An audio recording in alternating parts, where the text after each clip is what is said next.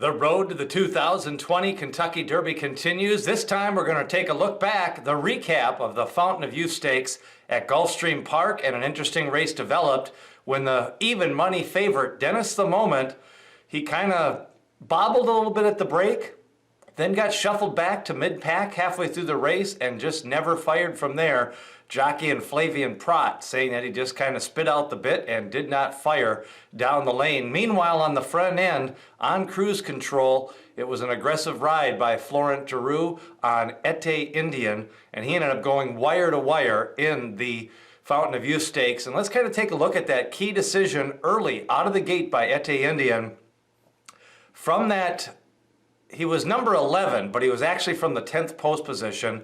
There was two scratches, and that means he hustled over in front of the pack, and within 10 to 15 seconds, he had established the middle of the racetrack and then kind of went down to the rail and kind of just set up shop. Was able to relax down the backside with the long shot at 45-1 Gear Jockey chasing him, and then he kind of kicked clear at the top of the lane. Meanwhile, at the finish line, it was Ete Indien pulling away and ended up winning by over 8 lengths in the Fountain of Youth. Blanket finish for second, third, fourth, and fifth. The official photo went up to Candy Tycoon. He kind of validated that debut race at Saratoga, which showed he could possibly come a little bit off the pace. And the big disappointment in the race was probably Dennis Moment. A little bit more about Dennis.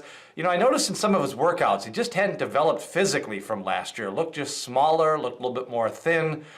You know, he just kind of seemed to be more developed as a 2-year-old, and really in the last 4 months.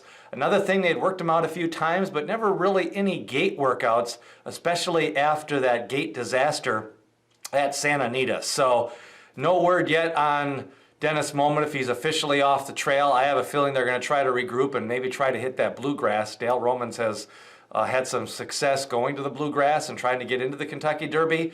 But long term, I think probably Dennis Moment would be better served, maybe regrouping, looking for a softer stakes race, maybe even a sprint race, just kind of bring some of that speed back into him again. You know, his maiden victory was a 19-length win, and that was in a sprint race. Candy Tycoon, he's a nice horse, but I don't think he's going to develop into a legitimate, real Kentucky Derby contender. I think he could make some hay in some of the softer derbies this summer. Maybe at a distance, he could maybe kind of be near the pace and kind of grind out some soft fractions. Shotsky got the worst trip of the race probably. Right after Ete Indien went over and established that clear lead, Shotsky meant he was parked 5-6 wide for the first quarter of the mile, ran wide down the backstretch, really wide into the stretch, and it wasn't a bad effort overall as he finished in that second, third, fourth, fifth photo. Meanwhile, as seen on TV, I'm not sure he really wants to go 1 1/8 or 1 1/4, but he did have a tough trip in this Fountain of Youth Stakes. A couple of times he got shuffled to the inside and never really had clear running in that first quarter to a half a mile. So he was never able to come up and challenge Ete Indien for that lead. I think that was the plan, and they just kind of got shuffled back a couple of times.